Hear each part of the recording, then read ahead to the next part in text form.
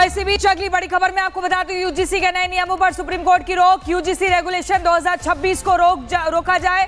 Supreme court ने कहा 2012 के रेगुलेशन जारी रहेंगे। सर्वोच्च अदालत ने कहा है 19 मार्च को मामले की अब अगली सुनवाई होगी। तो ये एक बड़ा कदम सर्वोच्च अदालत की तरफ से, जहां पर कहा गया है कि यूजीसी 2026 के जो नए नियम है उसको रोका जाए। यूजीसी रेगुलेशन 2026 पर अभी तुरंत रोक लगे और अगली सुनवाई की तारीख भी तय हो चुकी है। क्योंकि आपको बता दूं, अगड़ी जाति के जो लोग हैं वो सड़क पर आ गए थे। सवर्णों का ये कहना था कि यूजीसी के नए नियम उनके खिलाफ है। ऐसे में जो स्टूडेंट्स अगड़ी जाति से आते हैं, जनरल कैटेगरी से आते हैं, उनके खिलाफ ये एक बड़ा षड्यंत्र है। इससे नाराज हो गए थे, सड़क पर आ गए थे, नारेबाजी कर रहे थे, देश बचाओ की बात कहने लगे थे और बार बार ये कह रहे थे कि अगड़ी जाति को सिर्फ वोट के लिए, वोट बैंक बनाकर इस्तेमाल किया जाता है।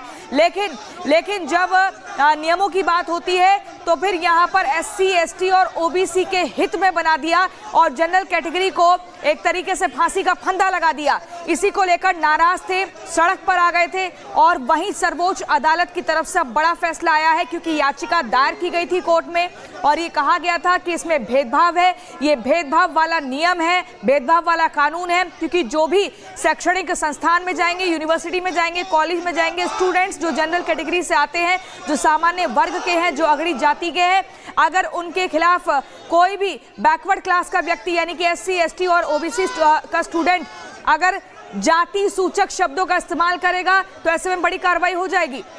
और ये सर्वोच्च अदालत की तरफ से एक बड़ी राहत है। राम हमारे सहयोगी जुड़ गए हैं न्यूज रूम से। राम, इसी फैसले का इंतजार किया जा रहा था। हमने देखा कि अगड़ी जाति के सभी जो छात्र हैं, सोशल मीडिया पर भी तहलका मच गया और जमीनी स्तर पर भी जबरदस्त तरीके से विरोध देखा गया और उन्हीं के हित में ये फैसला माना जा रहा है।